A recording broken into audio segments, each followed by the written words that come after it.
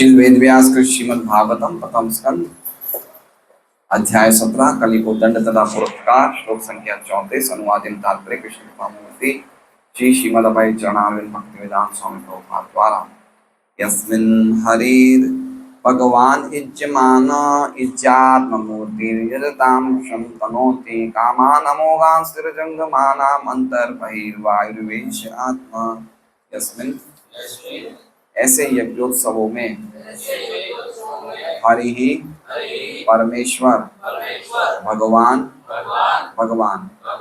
इज्यमान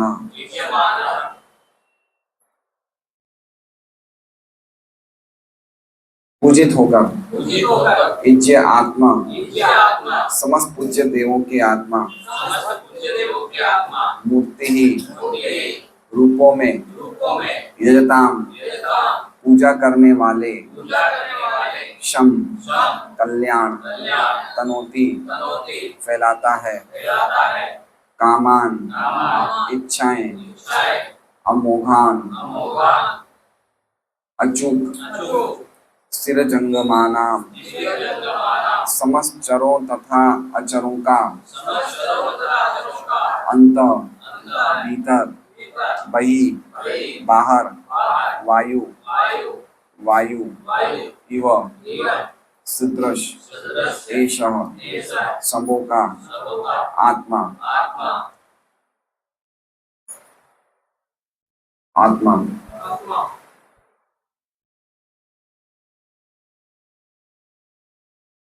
समस्त यज्ञोत्सव में यद्यपि कभी कभी कोई देवता की पूजा की जाती है, लेकिन पूर्ण पुरुषोत्तम भगवान को इसलिए पूजा जाता है क्योंकि वे प्रत्येक के अंतरात्मा हैं और वायु के समान भीतर तथा बाहर विद्यमान रहते हैं।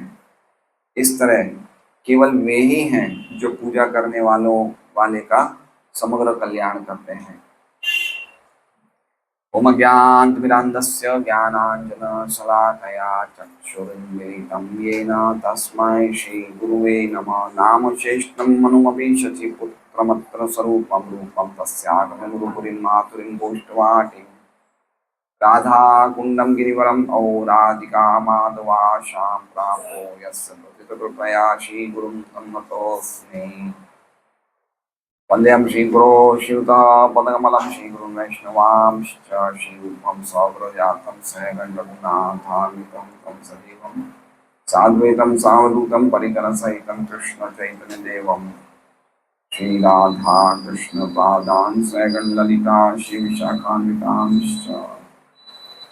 गुरु वैष्णव भगवान तिन्हें स्मरणाय विघ्नविनाशनाय स्वयं निजमान चित्पूर्ण। हरे कृष्णा कृष्णा कृष्णा हरे हरे, हरे राम राम राम हरे हरे। सभी भक्तों का भागवतम कक्षा में स्वागत है। तो आज के श्लोकों की श्रृंखला में जो आज का श्लोक है, उससे पहले हम एक बार पिछले श्लोक के बारे में थोड़ा श्रवण करेंगे। क्या श्लोक था पिछला?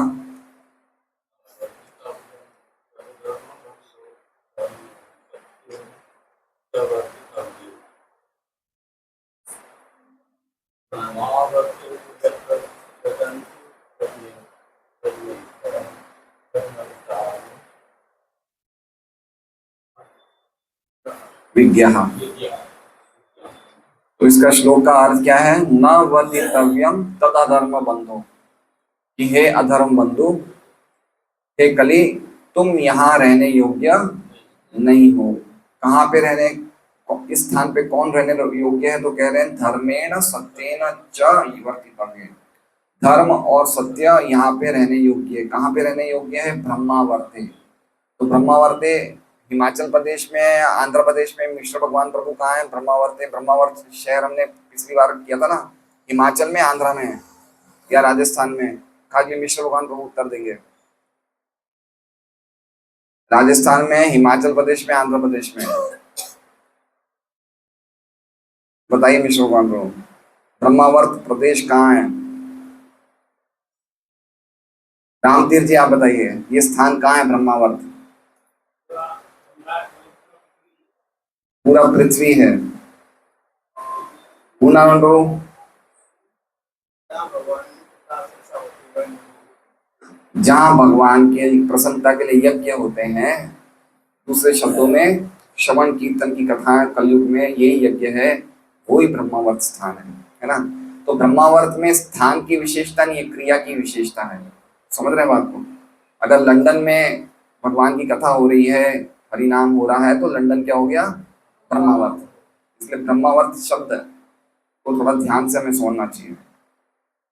तो कह रहे हैं ब्रह्मावर्त में तुम रहने योग्य नहीं हो, क्योंकि यहाँ पे धर्म और सत्य ही रहने योग्य है। और यत्र यजन्ति यज्ञेर, और यहाँ पे ब्रह्मावर्त के स्थान की खास बात क्या है? यहाँ पे यजन्ति, यजन्ति मतलब आराधना होती है।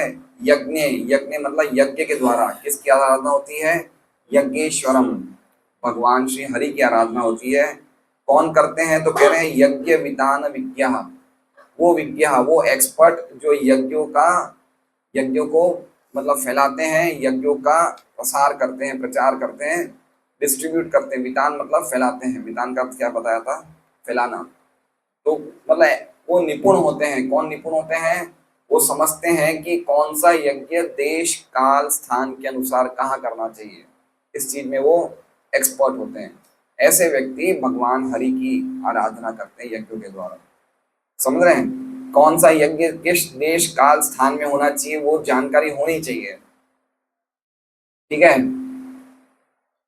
जैसे परम पूज्य राधा गोविंद महाराज बताते हैं कि दवाई की दुकान पे आप दवाई लेने गए, है ना, बुखार की आपने दवाई खरीद ली, लेकिन उसका एक्सपायरी हो गया दवाई का, है ना, दवाई का टाइम चला गया, तो दवाई यद्यपि सही है लेकिन फिर भी काम नहीं करेगी।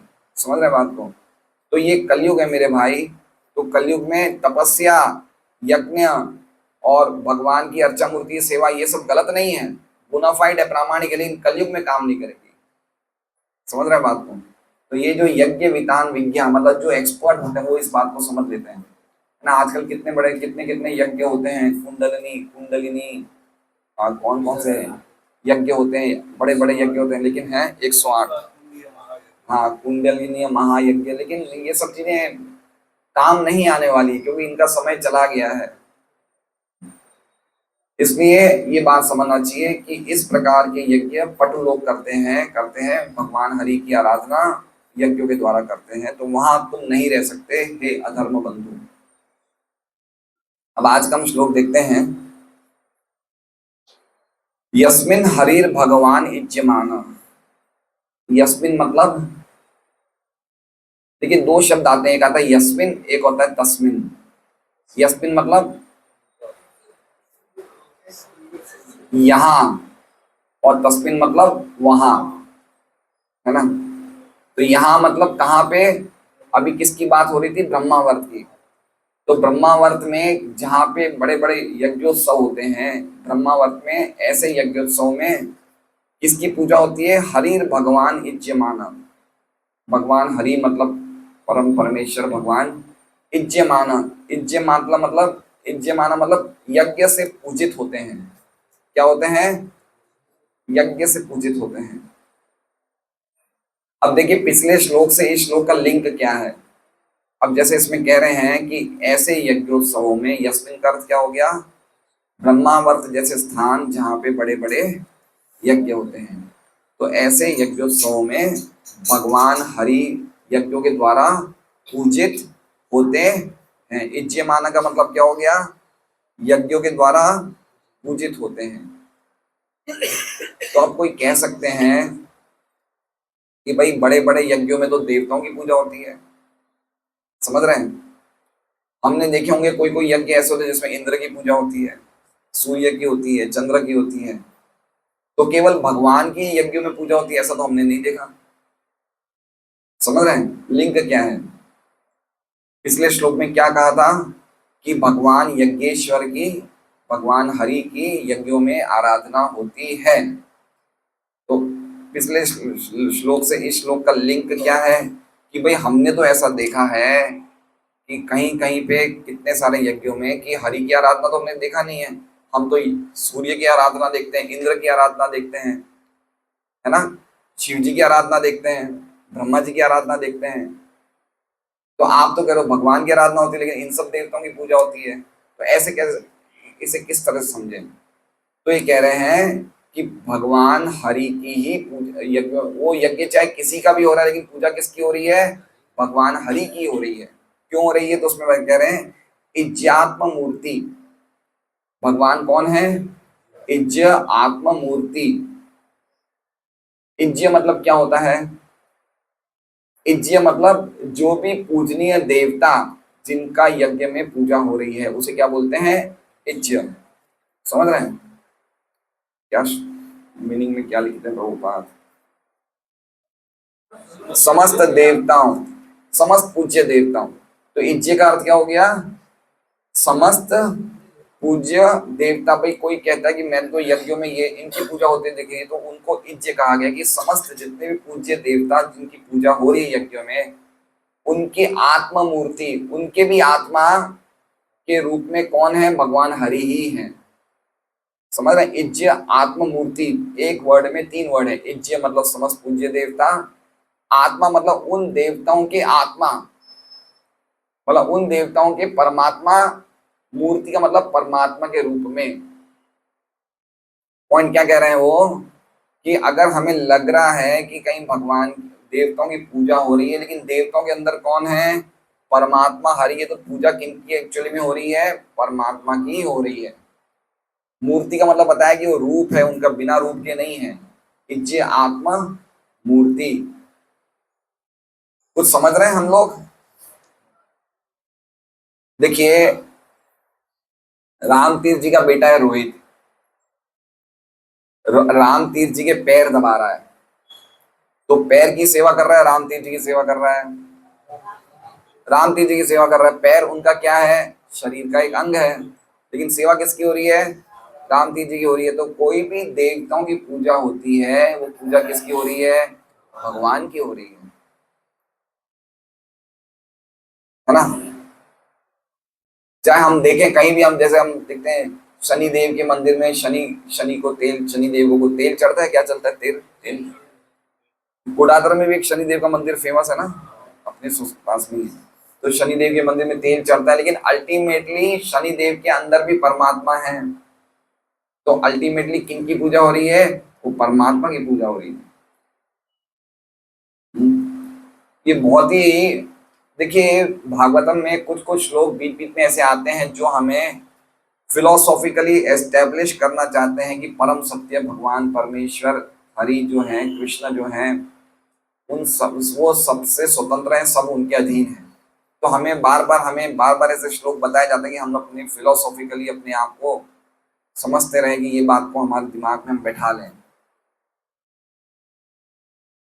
तो फिर आप बोल सकते हो फिर देवताओं की पूजा करने में क्यों मना करते हैं आप? मंजूनाशी माता जी, ये प्रश्न हो सकता है ना कि भाई हम शनि देव को जा रहे हैं तो पूछ रहे हैं किसको हैं? भगवान हरि की पूजा हो रही, तो क्यों हमें मना किया जाता है शनि देव के मंदिर में जाने से? मंजूनाशी माता जी जवाब दे पाएंगे?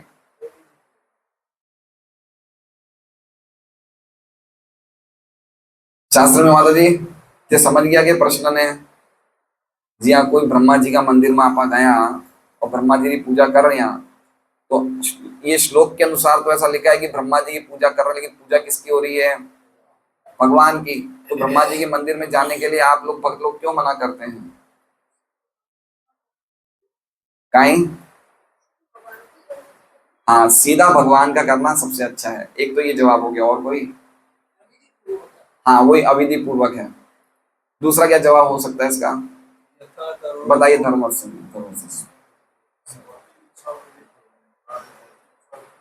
भौतिक इच्छाओं में लिप्त हो जाएंगे।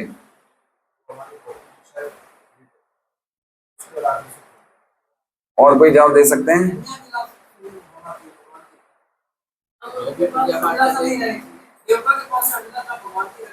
हाँ, सही बात है। मान लीजिए कि अगर कोई व्यक्ति जा रहा है और देवताओं की पूजा कर रहा है, तो उसे जाने के लिए क्यों रोका जाता है?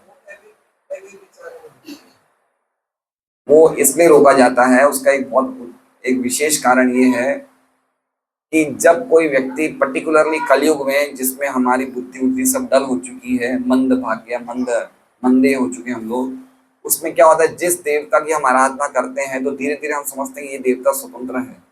क्या है ये कृष्ण से स्वतंत्र है, ये कृष्ण भी भगवान है, ये भी भगवान है। तो ये कंसेप्ट हमारे दिमाग में घुस जाता है, हम देवताओं को भगवान से स्वतंत्र मानने लग जाते हैं।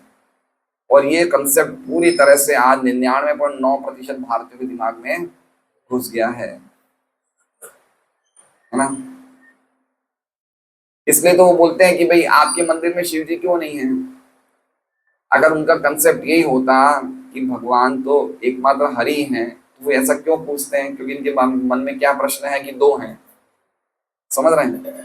तो एक कंसेप्शन पूरी तरह से दिमाग में घुसा हुआ है। इसलिए कलयुग के लोगों की बुद्धि को देखते हुए हमारे आचार्य बोलते हैं कि अल्टीमेटली भगवान की डायरेक्ट सेवा ही करनी चाहिए। समझ रहे बात को। बाकी आप लोग के जो उत्तर थे कोई गलत नहीं थे, अविधि पूर्वक है, डायरेक्ट पूजा करनी सब सही है। लेकिन कलयुग में देखते हुए हम लोगों की बुद्धि इतनी दूषित हो चुकी है, धीरे धीरे धीरे हम जिन देवताओं के पास जाएंगे हम उनको ही भगवान मानने लग जाएंगे। इसलिए ये तरीका सही नहीं है। तो समझ गए, इज्जात्म मूर्ति। अगर हम कहीं कहीं देवता को देख रहे हैं, पूजा हो रही है, लेकिन पूजा किसकी हो रही है, भगवान हरि की, क्योंकि वो देवताओं के भी आत्मा, देवताओं के भी परमात्मा के रूप में भगवान हरि ही है। ठीक है, इज्जात्म मूर्ति का समझ गए। यजताम शम तनोति, यजताम मतलब जो यज्ञों के द्वारा भगवान का यजन करते हैं, भगवान की प्रसन्न कर रहे हैं यज्ञों के द्वारा, यज्ञ करने वालों को शम तनोति। शम मतलब क्या करते हैं, उनका कल्याण, तनोति मतलब करते हैं। कौन करते हैं, भगवान करते हैं। दो प्रकार के आशीर्वाद भगवान देते हैं। जो निष्काम भक्त हैं, जो भक्त शुद्ध भक्ति चाहते हैं, तो उनको क्या देते हैं, आध्यात्मिक आशीर्वाद। तो उसका अर्थ है शम। शम मतलब समझ रहे हैं, शम मतलब कल्याण, मतलब एक तरह से भक्ति देते हैं, आध्यात्मिक उनको उन्नति करने के लिए आशीर्वाद देते हैं। शम का मतलब कल्याण। और जो व्यक्ति ऐसा है जो सकाम भक्त है, उनके लिए क्या कहते हैं, कामान अमोघान। क्या करते हैं, उनकी कामनाओं को पूरी करते हैं। दो आशीर्वाद हुए, एक कामान हो गया, एक दूसरा क्या हो गया सत्यराज प्रभु, दो आशीर्वाद कौन से हुए, एक कामान हो गया, कामान लिखा है, दूसरा क्या हो गया, शम, है ना। तो जो शुद्ध भक्त हैं उनको क्या देते हैं, शम। और जो सकाम भक्त हैं उनको क्या देते हैं, कामान। और कैसे देते हैं, अमोघान। अमोघान मतलब कभी फेलियर नहीं होंगे, देंगे ही रहेंगे, निश्चित रूप से देंगे। अमोघान मतलब कभी भी फेल नहीं होने वाला है। ऐसा नहीं कि हमने भगवान की पूजा करी तो कभी ये फेलियर हो गया, नहीं होगा, है ना। देखिए ध्रुव महाराज का इंस्टेंस देखते हैं, वो यद्यपि भगवान की भक्ति कर रहे थे, लेकिन शुरुआत में उनकी क्या इच्छा थी कि मुझे अपने दादा से भी बड़ा राज्य चाहिए। तो भगवान ने उनकी इच्छा को पूरा किया ना। ऐसा नहीं कि उनकी इच्छा को उन्होंने फेल कर दिया। भगवान देने में कभी फेल नहीं होते हैं, देते ही हैं। इसलिए बहुत सावधान होना चाहिए कि हम क्या इच्छा कर रहे हैं। जो भी इच्छा करेंगे भगवान देंगे ही देंगे। तो क्या इच्छा होनी चाहिए, अन्याभिलाषिता शून्यम। कोई प्रकार की अभिलाषा अन्य अभिलाषा से शून्य होनी चाहिए। खाली भगवान के शुद्ध भक्तों की सेवा, भगवान की सेवा, भगवान की भक्ति में प्रगति करने के लिए ही हमें आशा करनी चाहिए, अभिलाषा। और इसके अलावा कोई भी अभिलाषा शून्य होनी चाहिए। तो हमने पहले दो लाइन समझ लिए हैं। क्या दो लाइनें, पहली, इन यज्ञोत्सवों में भगवान हरि यज्ञों से पूजित होके जो स्वयं सभी समस्त देवताओं की आत्मा के रूप के स्वरूप में सब देवताओं के हृदय में है, वो यज्ञ करने वालों को क्या देते हैं, कल्याण देते हैं। तनोति मतलब समझ रहे हैं, फैलाते हैं। फैलाते मतलब देना है। समझ रहे बात को। जैसे मान लीजिए अभी गोपाल बिन प्रभु बाहर खिचड़ी लेके खड़े हो जाएंगे और सब सोसाइटी वाले आएंगे, खिचड़ी दे रहे, तो इन खिचड़ी फैला रहे हैं, डिस्ट्रीब्यूट कर रहे हैं, वाला दे रहे हैं। तो तनोति का मतलब देना हो गया, फैलाना हो गया। तो किनको देते हैं, जो निष्काम भक्त होते हैं उनको कल्याण देते हैं। और दूसरी लाइन का तीसरी लाइन का शब्द हमने देखा, जो सकाम भक्त होते हैं उन्हें कामान अमोघान, उनकी अवश्य ही इच्छाओं की पूर्ति करते हैं। अब कोई ये कह सकता है कि भगवान तो आत्मा है, क्या ऊपर क्या लिखा था, इज्जात्मा मूर्ति, तो भगवान तो आत्मा है और आत्मा तो हम भी हैं, हम भी तो आत्मा है, तो हमारे में और भगवान में क्या अंतर है, तो हाँ परमात्मा है, वो अंतर बता रहे हैं, स्थिर जंगमानाम अंतर बहिर, क्या बता रहे हैं कि हम जो हैं वो शरीर में सीमित हैं, सही बात है, परिचिन्न है, ये शरीर से हम ढके हुए हैं, लेकिन भगवान क्या है, स्थिर, स्थिर मतलब जो चलते नहीं है, और जंगमाना मतलब चलने वाले, तो एक हो गया चल और एक हो गया अचल, अंतर भई, तो जितने भी चल और अचल जीव हैं उनके अंदर भी हैं और बाहर भी हैं, कैसे हैं, वायु इव, वायु के समान, है ना, हमारे शरीर के अंदर भी वायु है और शरीर के बाहर भी वायु, इसी प्रकार से भगवान हमारी जैसी सामान्य आत्मा नहीं है, क्या है, भगवान परमात्मा है, क्या प्रमाण है, अंदर अंदर भी रहते हैं बाहर भी रहते हैं, स्थिर चीजों के भी अंदर रहते हैं, स्थिर चीजों के भी बाहर रहते हैं, जंगम चीजों के भी अंदर रहते हैं, जंगम चीजों के भी बाहर रहते हैं, कैसे रहते हैं, वायु रिव, हवा की तरह या प्राण की तरह, है ना, इव, इव मतलब उनके समान, एश आत्मा, एश मतलब ये आत्मा, एश मतलब ये आत्मा मतलब ये भगवान, है ना, तो इसमें आत्मा दो शब्द दो जगह है, लेकिन दोनों आत्माएं हैं वो परमात्मा को इंगित करती हैं, समझ रहे हैं, एश आत्मा का अर्थ समझ गए आप, समस्त मतलब एश आत्मा मतलब ये ही भगवान है जो सबके अंदर रहते हैं सबके बाहर रहते हैं, वायु की तरह, ठीक है, अब श्लोक समझ गए आप लोग, श्लोक का मीनिंग, श्लोक का मीनिंग समझ गए,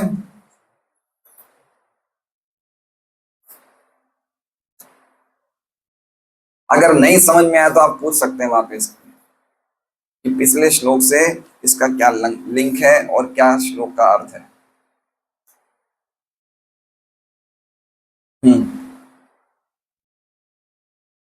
अब देखते हैं श्रीधर स्वामी क्या कहते हैं,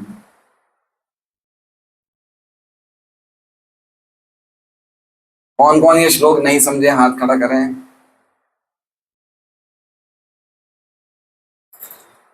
रेखा माता जी, आनंद आप भी नहीं समझे, और कौन नहीं समझा, चलो भक्त नहीं बने सच्चे व्यक्ति तो बने, सजन रे झूठ मत बोलो खुदा के पास जाना है, चलिए दो जने नहीं समझे, रेखा माता जी नहीं समझ रहे आ रहे हैं, चलिए हम श्रीधर स्वामी की टीका पढ़ते हैं, हो सकता है उसे शायद समझ जाएंगे।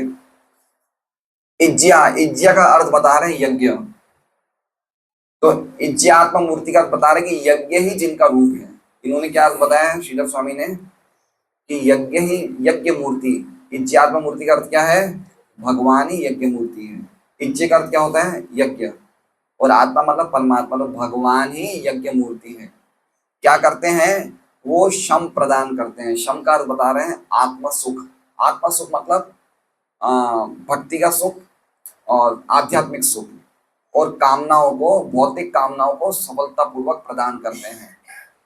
अब देखिए क्या बता रहे हैं, ये कह रहे हैं कि शंका हो सकती है कि यज्ञों में तो देवताओं का यज्ञ होता है, इंद्र आदि देवताओं का यज्ञ होता है, भगवान हरि का तो यजन हमने देखा नहीं है, तो उसके लिए कह रहे हैं ये भगवान हरि ही सभी स्थावर सभी जंगम सभी की आत्मा है और जीव की तरह वो सीमित नहीं है, क्या लिख रहे हैं, एक चीज इन्होंने जोड़ दी श्रीधर स्वामी ने कि जीव की तरह वो सीमित, समझ रहे हैं, जीव, महेंद्र जी हम लोग जीव हैं परमात्मा हैं, नहीं नहीं सॉरी, जीव तो खैर भगवान विष्णु भी जीव, जीव का मतलब तो जो जी रहा है, हम आत्मा है परमात्मा है, आत्मा है, तो हम लोगों के बारे में लिखा है कि हम लोग सीमित हैं, तो हम सीमित हैं या असीमित हैं, सीमित है। सीमित है का मतलब समझ रहे हैं? ये कह रहे हैं कि जैसे मान लीजिए कि आपके शरीर में कुछ सुख हो रहा है या दुख हो रहा है या कुछ आपको दांत में दर्द हो रहा है, तो आपके दांत के दर्द को नरपत जी को एहसास होगा क्या? नहीं होगा। क्यों? क्योंकि आप जो आत्मा है वो अलग है, ये जो आत्मा है वो अलग है। ठीक है, तो आप अपने शरीर में सीमित हैं, ये भी अपने शरीर में सीमित है। लेकिन ये जो आत्मा की बात बताइए, सावर जंगम सभी की आत्मा, ये जीव की तरह सीमित नहीं है। इसलिए कह रहे हैं अंतर बहिर, ये अंदर भी है बाहर भी है। जैसे हम सांस लेते हैं, तो ऐसा नहीं कि हमने सांस अंदर ली तो अंदर सांस चल गई तो बाहर नहीं है, बाहर भी सांस है और अंदर भी सांस है। समझ रहे हैं बात को? तो उसी तरह से भगवान परमात्मा अंदर भी हैं और बाहर भी हैं। जैसे वायु प्राण रूप के अंदर रहती है और बाहर रहती है, उसी प्रकार से तुम सभी के, इसी प्रकार से भगवान हरि सबके अंतर्यामी ईश्वर सर्वत्र हैं। अब हम लोग विश्वनाथ चक्रवर्ती ठाकुर की टीका पढ़ेंगे।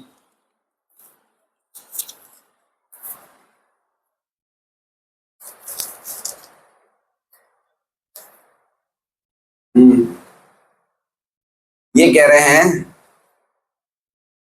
कि कली ऐसा प्रश्न कर रहा है। देखिए इन्होंने क्या बताया है। पिछले श्लोक में हमने क्या देखा था कि कली को बताया परीक्षित महाराज ने कि जहां पे भगवान हरि के यज्ञ हो रहे होंगे तुम वहां नहीं रह सकते। सही बात है। अब ये बता रहे हैं कि कली ऐसा प्रश्न पूछ रहा है कि देवताओं को भी तो यजन होता, तो देवताओं वाली जगह तो मैं रह सकता हूँ ना। क्या सुंदर लिंग बताया है। क्या बताया है कि देवताओं को भी तो यज्ञ होता है, तो देवताओं वाली जगह तो मैं रह सकता हूँ ना।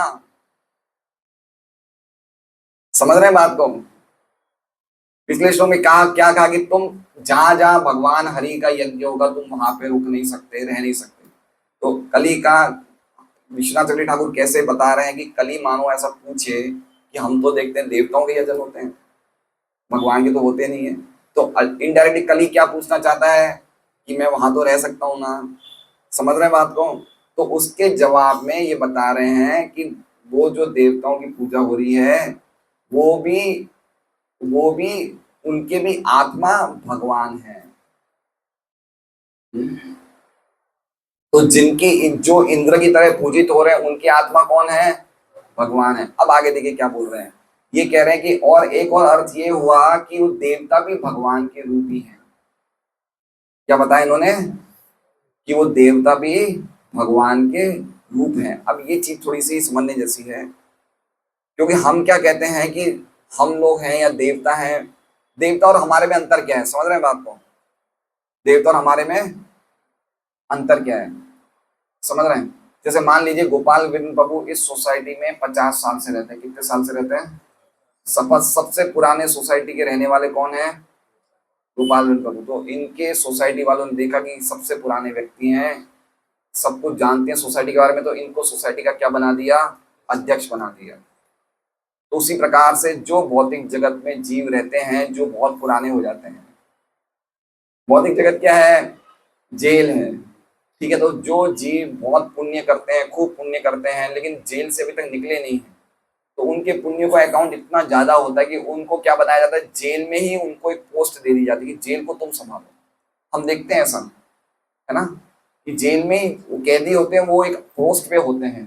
तो देवता भी है तो जेल के ही कैदी, लेकिन चूंकि इन्होंने भगवान का बहुत हद तक फेथ जीत लिया है, श्रद्धा जीत ली है, और खूब इनके पुण्य हैं, भगवान के भक्त भी हैं, तो इनको ऐसी पोस्ट दी जाती है जिससे कि वो जेल का संचालन कर सके। अब यहाँ पे विश्वनाथ चौधरी ठाकुर कह रहे हैं कि ये भगवान के रूप ही हैं। अब ऐसे कैसे समझा जाए? भगवान के रूप में हम किनको गिनते हैं? नृसिंह भगवान, वामन, है ना, वराह, राम, क्या कहते हैं, बलदेव, ये सब भगवान के रूप हैं। देवता को भगवान के रूप कैसे समझ सकते हैं? तो प्रभुपाद बताते हैं कि भगवान भौतिक जगत में देवताओं के रूप में अपनी शक्ति का प्रकाश करते हैं। क्या कह रहे हैं भगवान प्रभुपाद? कि भौतिक जगत में भगवान देवताओं के रूप में अपनी शक्ति को प्रकाशित करते हैं। समझ रहे हैं बात को? भौतिक जगत में भगवान को अपनी शक्ति कहाँ से आ रही है? भगवान से। भौतिक जगत में तो भगवान प्रकट होंगे नहीं, तो शक्ति कैसे देंगे? देवताओं के शरीर से। समझ रहे हैं बात को? जैसे मान लीजिए कि गोपाल बिन प्रभु को मैंने बोला कि गोपाल बिन प्रभु वो जो पीछे थैली पड़ी है, डिब्बा है, देख रहे हैं पीछे एक डब्बा है सत्यनारायण प्रभु के पीछे डिब्बा है, तो मैं गोपाल बिन प्रभु को गोपाल बिन प्रभु मुझे वो डब्बा दीजिए। तो उन्होंने क्या किया, उन्होंने भरत को बोला कि जाओ डिब्बा दे दो आगे। डब्बा किसने दिया? गोपाल बिन प्रभु ने। किसके द्वारा? तो भगवान शक्ति देते हैं भौतिक जगत में देवताओं के द्वारा। समझ रहे हैं? तो ये वो भगवान का रूप है देवताओं का। लेकिन इसका ये नहीं समझना कि देवता और भगवान एक ही हैं, लेकिन अपने शक्ति का प्रकाश देवताओं के रूप में करते हैं। ठीक है, ये विश्वनाथ जी ठाकुर बता रहे हैं। और आगे कह रहे हैं कि वो कामान भौतिक सुख देते हैं हम जैसे सामान्य लोगों के लिए, जो चलने वाले हैं और जो नहीं चलने वाले हैं, और साथ साथ में आध्यात्मिक सुख देते हैं। ठीक है, समझने का मतलब क्या है कि अगर हम देवताओं की पूजा भी कर रहे हैं तो देवता नहीं दे रहे चीजें, कौन दे रहे हैं? भगवान दे रहे हैं। ये सब गीता जी के 7वें अध्याय में लिखा है। अगर आप गीता जी पढ़ेंगे तो गीता जी के 7वें अध्याय में लिखा है, स्वतया श्रद्धया युक्तस् तस्याराधनम ईयते लभते च ततः कामान मय्येव विहितानि तानि। कोई भी व्यक्ति देवताओं की श्रद्धा पूर्वक आराधना करता है तो उनको जो भी कामान, जो भी उनको आवश्यकताएं पूर्ति होती है वो मैं ही देता हूँ। समझ रहे बात को आप? तो भौतिक जगत में, भौतिक जगत के सुख और आध्यात्मिक सुख दोनों भगवान देते हैं। अब आगे बता रहे हैं विश्वनाथ जी ठाकुर की, वायु की तरह उनकी अनुभूति अंदर भी हो सकती है, बाहर भी हो सकती है ना? परमात्मा का साक्षात्कार, भगवान का साक्षात्कार हम अंदर भी कर सकते हैं और बाहर भी कर सकते हैं। अगर तुम यहाँ रहोगे तो ये स्थिति नहीं होगी।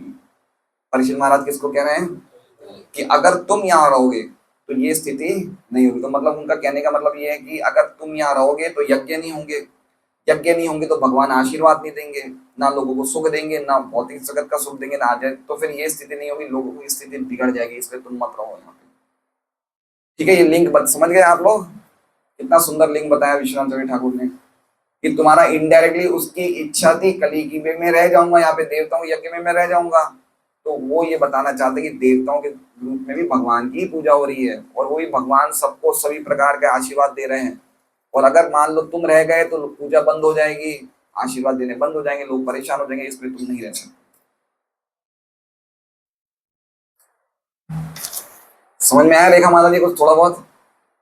थोड़े चक्षु खोले आपके? ठीक है, अब हम तात्पर्य पढ़ते हैं, हो सकता है इससे हमारा और थोड़ा क्लियरेंस और थोड़ी समझ क्लियर हो जाएगी। यज्ञेश्वर नहीं कहा है, कभी कभी देखा जाता है कि इंद्र तथा चंद्र जैसे देवताओं की भी पूजा की जाती है और उन्हें यज्ञ फल प्रदान किए जाते हैं। फिर भी ऐसे समस्त यज्ञों का फल पूजा करने वालों को परमेश्वर द्वारा ही प्रदान किया जाता है और केवल भगवान ही पूजा करने वालों का ऐसा कल्याण कर सकते हैं। तो दो चीजें बता दी इन्होंने, अमोघान कामान भी बता दिया प्रभुपाद ने और शम भी बता दिया। पहला क्या बताया देखिए, पूजा करने वालों को परमेश्वर, फल पूजा करने वालों को परमेश्वर द्वारा ही प्रदान किया जाता है, ये हो गया है अमोघान कामान। और आगे कह रहे हैं ऐसा कल्याण करते हैं, ये हो गया है शम। एक बात समझिए आप लोग, अगर हम भागवतम के एक एक श्लोकों को ढंग से समझेंगे, प्रभुपाद के तात्पर्य पढ़ेंगे, तो हमारी भक्ति में इतना ज्यादा क्या कहते हैं निखार आएगा कि हम समझ नहीं सकते, हम चीजों को ढंग से समझ सकते हैं। भक्तिया शुद्ध ग्रहीतया, है ना? भक्ति के दो पुत्र हैं, ज्ञान और वैराग्य। और भक्ति कैसे होती है? सुनने से। अगर हम प्रॉपर सुनेंगे तो हम जब भक्ति की क्रिया करेंगे तो वो भावना हमारी भक्ति की क्रिया में प्रवेश करनी चाहिए। अगर हम 16 माला कर रहे हैं, भक्ति की क्रियाएं कर रहे हैं, लेकिन भागवत विचार भावना उन भक्ति की क्रियाओं में प्रवेश नहीं कर रही है, तो भक्ति भावना जो है वो जो होनी चाहिए वो नहीं है। अब देखिए ये श्लोक हमने आज पढ़ा, इस श्लोक को आप पढ़ेंगे, या मान लीजिए कभी आप कोई शिव जी के मंदिर चले गए या गणेश जी के मंदिर चले गए, लेकिन आपकी थिंकिंग बिल्कुल क्लियर रहेगी। यद्यपि मैं गणेश जी को प्रणाम कर रहा हूँ, लेकिन प्रणाम मैं अल्टीमेटली भगवान को ही कर रहा हूँ गणेश जी के द्वारा। और गणेश जी से मैं प्रार्थना मांग सकता हूँ कि आप भी मुझे भगवान की भक्ति दीजिए। और भक्तों की तरह हमारी बुद्धि भ्रष्ट नहीं हो जाएगी कि ये गणेश जी भी भगवान है, इनकी भी जाना चाहिए, ऐसी बुद्धि भ्रष्ट नहीं होगी। इसलिए मेरा निवेदन है कि हम ध्यान से भागवत पढ़ें। बहुत ही एक एक एक एक एक एक श्लोक में, एक एक शब्द में कितने अर्थ भरे हुए हैं। यद्यपि देवताओं की पूजा की जाती है, किंतु वे भगवान की अनुमति के बिना कुछ भी नहीं कर सकते, क्योंकि भगवान चर तथा अचर सबों के परमात्मा। अब ये बात क्यों लिख रहे हैं प्रभुपाद? वो इसलिए लिख रहे हैं कि मान लीजिए कि लक्ष्मी नरसिंह प्रभु के मन में इच्छा हुई कि मैं तो शनिदेव की पूजा करूंगा। किसकी पूजा करूंगा? शनिदेव की। तो भगवान किनके हृदय में है? लक्ष्मी नरसिंह प्रभु के हृदय में है। तो लक्ष्मी नरसिंह प्रभु को क्या करेंगे? उनकी शनिदेव में श्रद्धा और ज्यादा दृढ़ कर देंगे। समझ रहे हैं? लक्ष्मी नरसिंह प्रभु को, जैसे मान लो कोई साईं बाबा की पूजा कर रहा है, तो भगवान क्या करेंगे? चूंकि उस व्यक्ति के हृदय में है, तो देखते हैं कि उनको साईं बाबा की पूजा करने की इतनी इच्छा है, तो भगवान क्या करते हैं? उनकी उस व्यक्ति की श्रद्धा साईं बाबा में और ज्यादा पक्की कर देते हैं। ये कौन कर रहा है? कृष्ण। इसलिए तो कह रहे हैं कि सभी चर तथा अचर सबों के परमात्मा हैं। अल्टीमेटली कर तो हो ही रहे हैं। साईं बाबा भी कुछ ना कुछ उनको दे रहा है, या को दे रहा है, वो भगवान ही दे रहे हैं, वो नहीं दे रहे हैं। समझ रहे? ये भी गीता जी में लिखा है, यम यम, क्या है वो श्लोक है? नहीं नहीं, वो नहीं है, दूसरा श्लोक है कि स्वतया श्रद्धा युक्तस्य। इससे पहले वाला श्लोक है, याद नहीं आ रहा मुझे। यो यो याम याम तनुं भक्त श्रद्धा याचितो निच्छति तस्य तस्य चलाम श्रद्धाम तामेव ददाम्यहम्। जो तनु, जो शरीर में भक्त की आसक्ति होती है कि मैं, मुझे गणेश जी की पूजा करनी है, मुझे शिव जी की पूजा करनी है, तो अल्टीमेटली मैं ही उस व्यक्ति की श्रद्धा उस देवता में स्थिर कर देता हूँ। मतलब कहने का मतलब प्रभुपाद क्या लिखना चाहते हैं, क्या तात्पर्य में कहना चाहते हैं कि वो देवताओं की पूजा भी भगवान की कृपा से ही कर रहा है वो व्यक्ति। समझ रहे हैं? भगवान के सैंक्शन से ही देवताओं की पूजा कर रहा है, और देवता भी अगर उसे कुछ दे रहे हैं तो वो भी भगवान के सैंक्शन से ही दे रहे हैं। एक बार समझिए, हम में से आज जो भागवतम क्लास सुन रहे हैं उनको समझ में आ रहा है। कैसे समझ रहे हैं? भगवान का सैंक्शन है। कुछ लोग नहीं समझ पा रहे हैं। कैसे नहीं समझ पा रहे हैं? भगवान का सैंक्शन है। समझ रहे हैं? चर अचर के परमात्मा का अर्थ क्या है कि अल्टीमेटली जो कुछ भी हमें समझ में आ रहा है या नहीं समझ में आ रहा है, अल्टीमेटली सबके प्राइम कॉज भगवान है।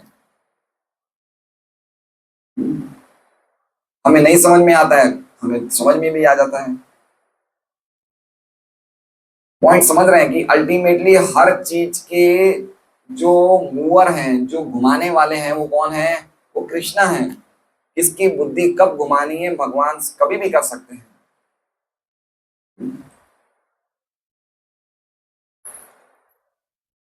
किंतु वे भगवान की अनुमति के बिना कुछ भी नहीं कर सकते, क्योंकि भगवान चर तथा अचर सबों के परमात्मा हैं।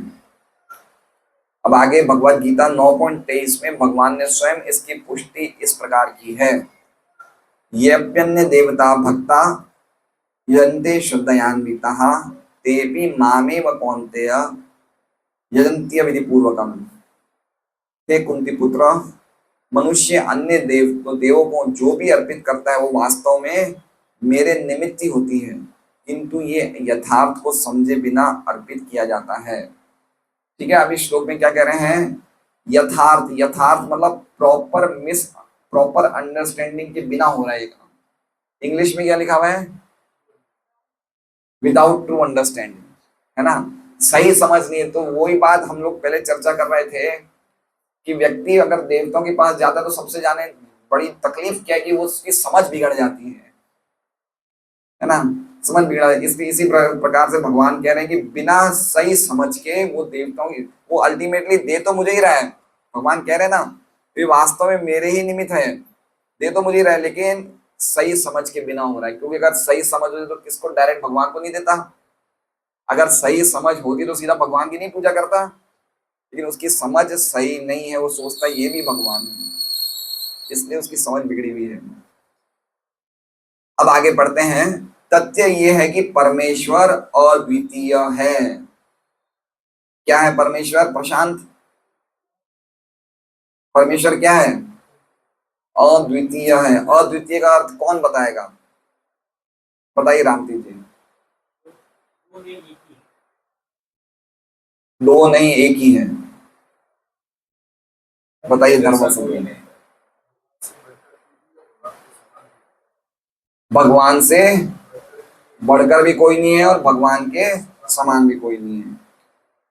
ठीक है, और कोई बताएगा?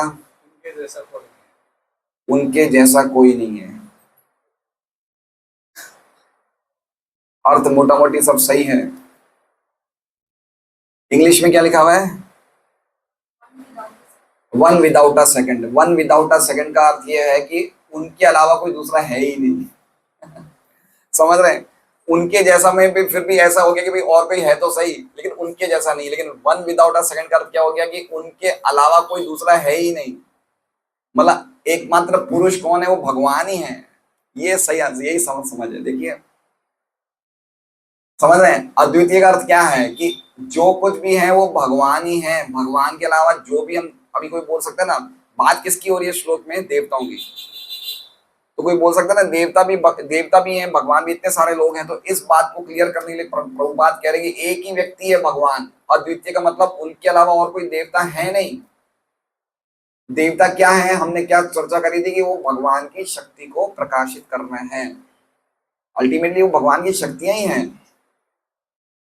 पुरुष तो एकमात्र भगवान ही है। हम भी भगवान की शक्तियां हैं। समझ रहे हैं? इसका अर्थ होता है अद्वितीय। आप लोग ने भी जो अर्थ बताया सही है, लेकिन प्रॉपर शब्द क्या है कि उनके अलावा और कोई नहीं है। अद्वितीय, द्वितीय मतलब सेकंड, और अद्वितीय मतलब कोई नहीं, उनके अलावा कोई दूसरा व्यक्ति है ही नहीं। समझ गए हजूर प्रभु? उनके जैसा नहीं है और उनके अलावा कोई नहीं, उसमें अंतर हुआ नहीं हुआ? एक एक शब्द को ध्यान से समझना चाहिए हमें, बहुत गहरे अर्थ हैं। इस प्रकार भगवान के अतिरिक्त अन्य कोई ईश्वर नहीं है। इस प्रकार भगवान इस भौतिक सृष्टि से सदैव परे रहते हैं। भौतिक सृष्टि से सदैव परे रहते हैं कि मतलब उनका भौतिक सृष्टि से कोई लेन देन नहीं है ना? परे मतलब समझ रहे हैं? प्रकृति के 3 गुणों वाली इस भौतिक सृष्टि से उनका कोई अटैचमेंट नहीं है। कैसे बताया? हमारे आचार्य क्या बोलते हैं, जैसे मान लीजिए कि मेरे पास एक गुलाब का फूल है। गुलाब का फूल यहाँ है, मैं यहाँ बैठा हूँ, ठीक है?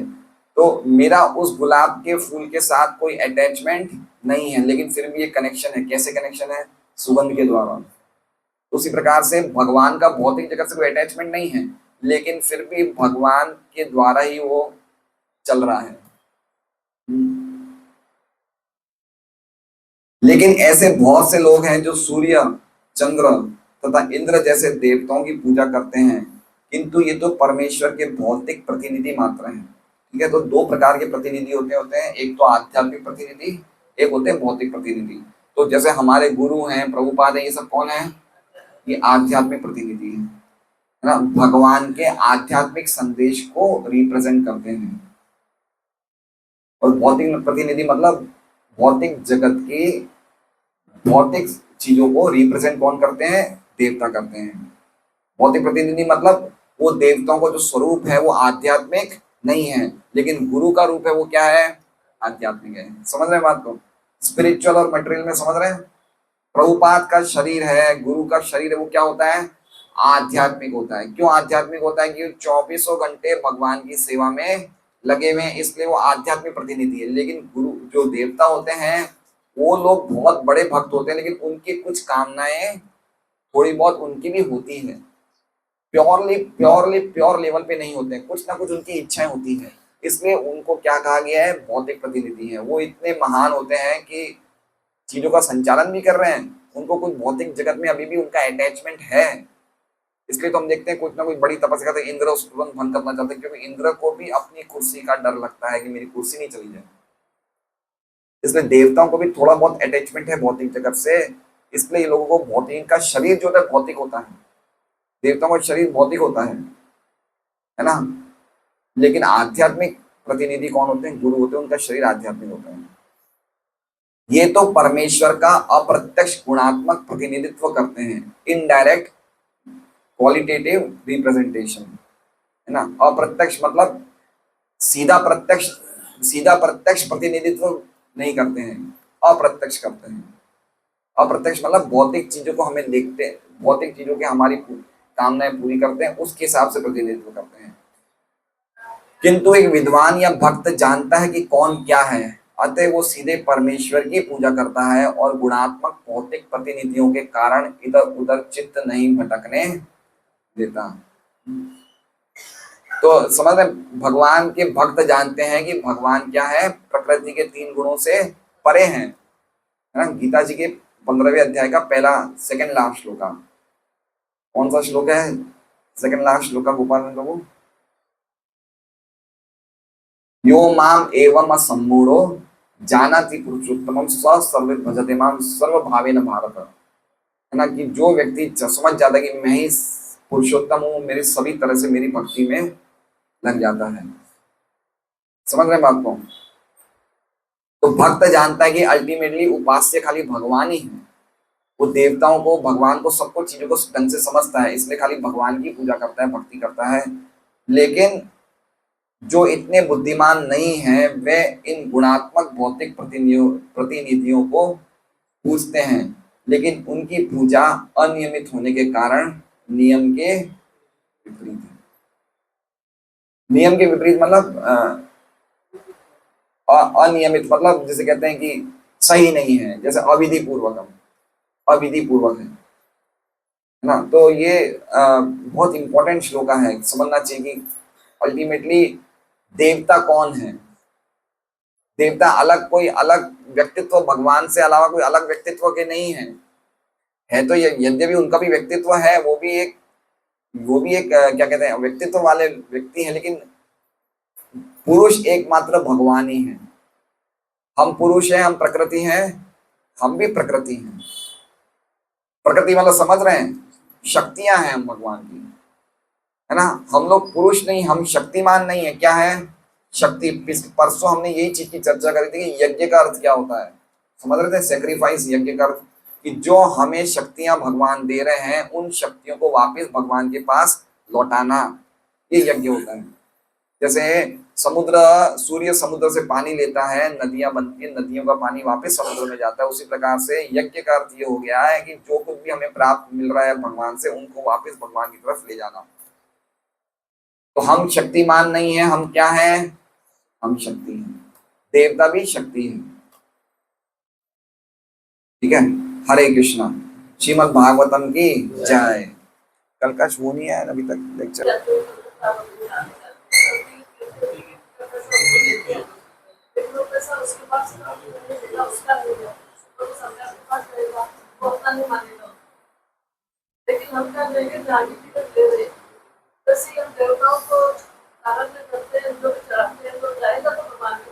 लेकिन हम नहीं जा पाएंगे, देवताओं पर। हाँ, बहुत अच्छी बात बताई माता जी ने। माता जी कह रहे हैं कि जैसे मान लीजिए हमने कोई देवताओं को आराधना करी, जैसे मान लीजिए कि नरेश जी बैठे, इन्होंने नारियल चढ़ाया, शिव जी को नारियल चढ़ाया, तो नारियल तो भगवान तक चला जाएगा, लेकिन ये कहाँ तक जाएंगे? ये भगवान तक नहीं जाएंगे, कहाँ तक जाएंगे? शिव जी तक जाएंगे। समझ रहे? क्योंकि इनकी श्रद्धा शिव जी तक ही है, तो शिव जी तक जा पाएंगे, लेकिन इनका नारियल कहाँ चला जाएगा? भगवान तक चला जाएगा। ये बात बता रहे ना। हरे कृष्ण। श्रीमद् भागवतम की जय। वाञ्छाकल्पतरुभ्यश्च कृपा सिन्धुभ्यो च पतितानां पावनेभ्यो वैष्णवेभ्यो